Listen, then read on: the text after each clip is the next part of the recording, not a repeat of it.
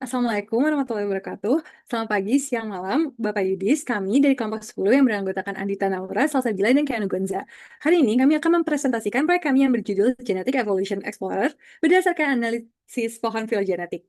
Presentasi kami mencakup 4 bagian, yaitu latar belakang, metode, hasil pengembangan, dan juga kesimpulan. Next.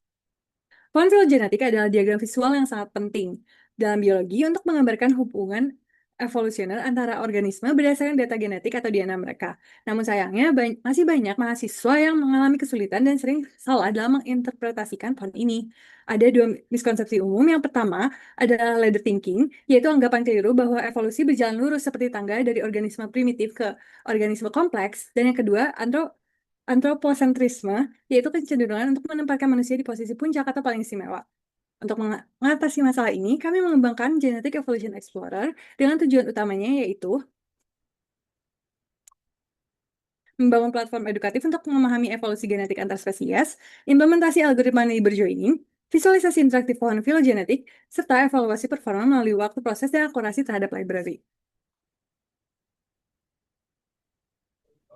Menyelesaikan seluruh permasalahan yang sudah disebutkan di awal presentasi, kami membangun sebuah aplikasi phylogenetic record structure beserta dengan deskripsi serta panduan penggunaannya untuk menyelesaikan permasalahan miskonsepsi dan juga masih adanya beberapa ketidakpahaman terkait dengan pembahasan phylogenetic tree sendiri.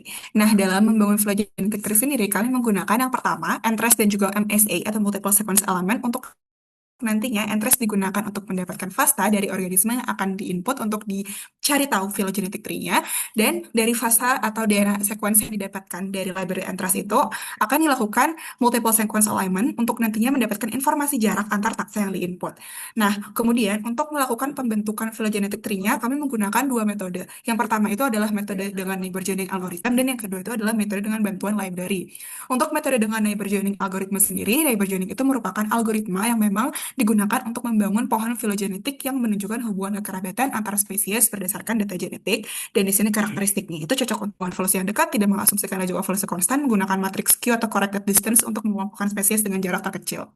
Yang pertama sendiri, untuk neighbor joining itu kan tadi sudah mendapatkan input berupa jarak antar seluruh taksa yang memang jadi input dari phylogenetic tree-nya. Nah, setelah mendapatkan matriks jaraknya, nanti akan dihitung net divergence antar taksanya sendiri dengan rumus yang ada di layar, yaitu jarak antar taksa per elemen 2, dan nanti didapatkan nilai RI untuk setiap taksanya seperti yang ada di layar. Kemudian setelah mendapatkan jauh rata-rata dari jarak antara setiap taksa atau spesiesnya, akan dibentuk sebuah matriks Q atau matriks corrected distance yang tujuannya itu untuk menyesuaikan jarak berdasarkan total hubungan dengan spesies lain untuk menemukan pasangan spesies yang jika digabung nantinya akan menghasilkan pohon dengan total panjang cabang terpendek. Dengan menggunakan rumus yang ada di layar, yaitu jarak untuk correct distance-nya itu merupakan jarak antar dua taksa dikurangi dengan net divergence dari masing-masing taksa yang terlibat akan didapatkan matriks Q. Nah, dari matriks Q ini kita akan mengambil spesies atau pasangan spesies yang punya jarak terkecil, yang mana bila dilihat di contoh itu ada dua pasangan spesies yang punya jarak terkecil, yaitu AB dan CD. Kita bisa memilih salah satunya. Misalnya di sini kita memilih spesies C dan D dengan jarak terkecil minus 39 sebagai taksa yang akan digabungkan nantinya. Kemudian, nantinya taksa C dan D itu akan memiliki satu ancestral node baru yang akan menjadi simpul baru yang merepresentasikan hubungan yang lebih dekat antara C dan D nantinya. Dan nanti kita juga akan menghitung berapa jarak antara simpul baru atau ancestral node baru untuk C dan D. Misalkan di sini kami sebut sebagai ancestral node X dengan rumus yang tertera di layar. Dan nantinya setelah mengetahui jarak antar masing-masingnya, X itu akan digabungkan dengan A dan B atau taksa yang awalnya sejajar dengan C dan D. Mungkin bisa lanjut. Kemudian setelah didapatkan jarak antara X dengan C dan D, kita akan menghitung nih berapa jarak antara simpul barunya, simpul X atau ancestral node dari C dan D dengan A dan B.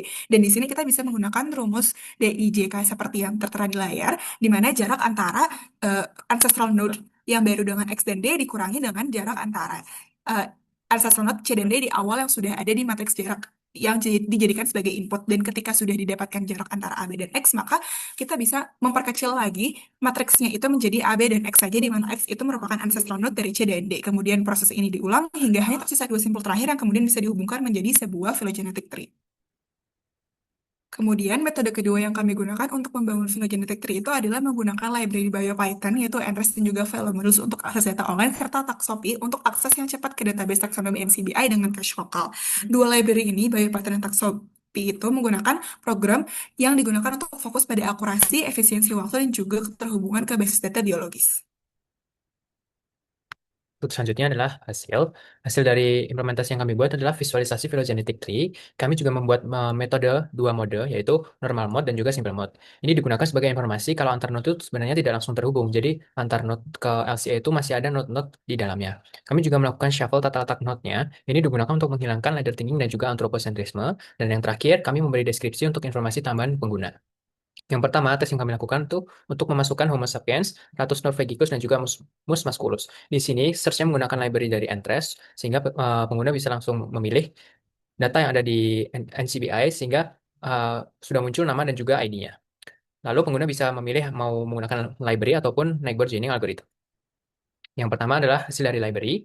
Nah, hasil dari library ini ada dua, dari normal mode dan juga simple mode. Dari normal mode itu menunjukkan semua node, di mana setiap node interval itu memiliki satu peristiwa, uh, mewakili satu peristiwa spesiasi dalam sejarah evolusi. Sehingga pada normal mode, kita lebih ke historicalnya, dan pada simple mode, kita lebih ke hierarkinya. Di sini bisa kita lihat bahwa Ratus norvegicus dan juga musculus itu punya LCA Murinae terlebih dahulu sebelum ke Eurocontoglires.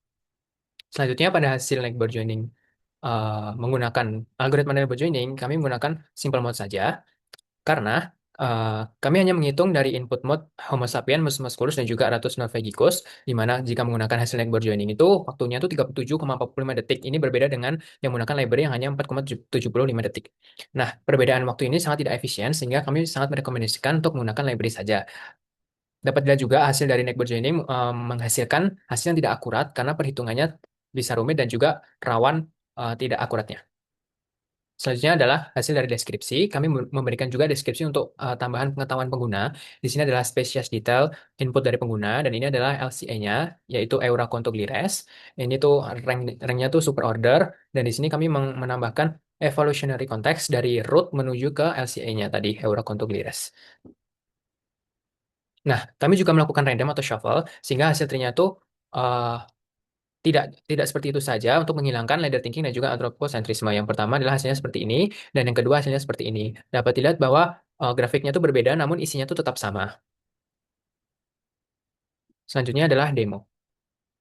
Kayak pertama, pengguna bisa memasukkan spesies yang mereka cari, misalnya humans,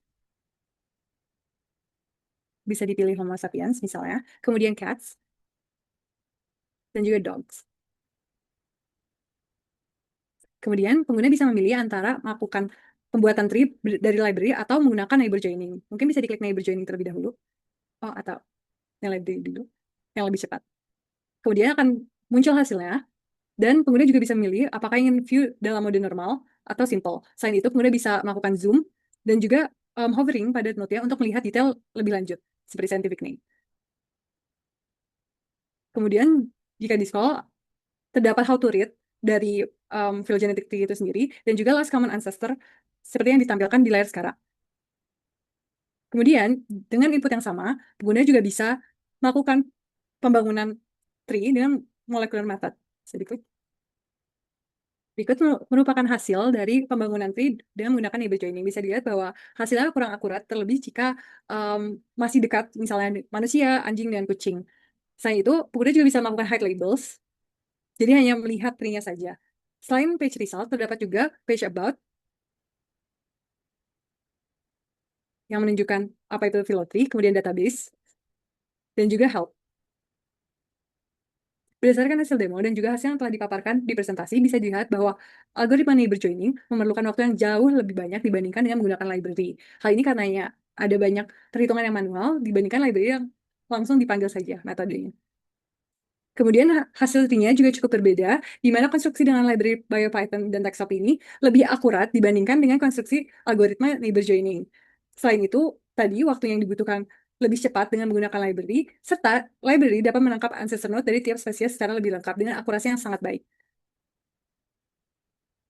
Kesimpulannya, penggunaan algoritma neighbor joining ini memerlukan waktu yang cukup lama sehingga kurang efisien jika pengguna ingin belajar dan ingin cepat untuk mendapatkan hasil. Penggunaan import module sangat membantu untuk mempercepat proses dan juga visualisasi. Kami berharap alat ini dapat membantu mengatasi miskonsensi dalam interpretasi pola filogenetik serta meningkatkan pemahaman tree thinking. Sekian presentasi dari kelompok 10. Terima kasih.